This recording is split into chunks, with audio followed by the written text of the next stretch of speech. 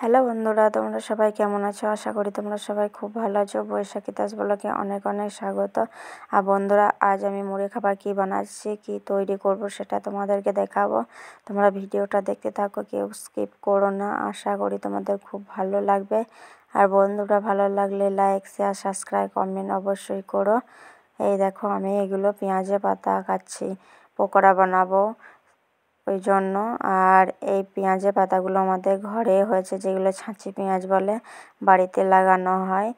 পুরনো পেঁয়াজ ছিল, লাগানো হয়েছে। তাই দেখো, এই পাতাগুলো দিয়ে আজ পকোড়া তৈরি করব। আর পকোড়া আমি কী দিয়ে তৈরি করছি, কী করে বানাচ্ছি সেটা তোমরা দেখতে থাকো। এই দেখো, পেঁয়াজের পাতাগুলো আমি সুন্দর করে ছোট ছোট করে কেটে নিলাম। এবার যে ছোট ছোট ছাঁচি পেঁয়াজ ছিল, সেই পেঁয়াজগুলোও এর সঙ্গে দিয়ে দেবো, একদম মিক্স করে। দেখো, কেটে নিয়েছি। আর পেঁয়াজগুলো প্রচুর ঝাল, দেখতে পাচ্ছ।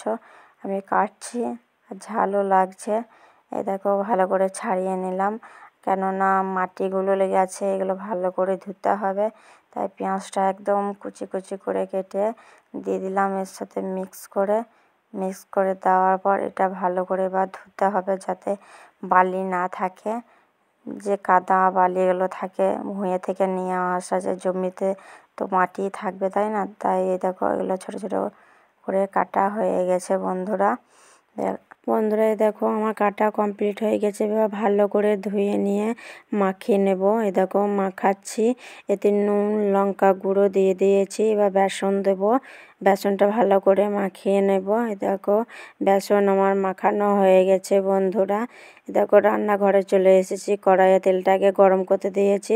এবার তেলে দিয়ে ছাঁকবো। এই দেখো বন্ধুরা, আমার পকোড়া তৈরি হয়ে গেছে, একদম মচমুচে পকোড়া। কে ঠান্ডার সময় মচমুচে পকোড়া খাবে, চলে এসো।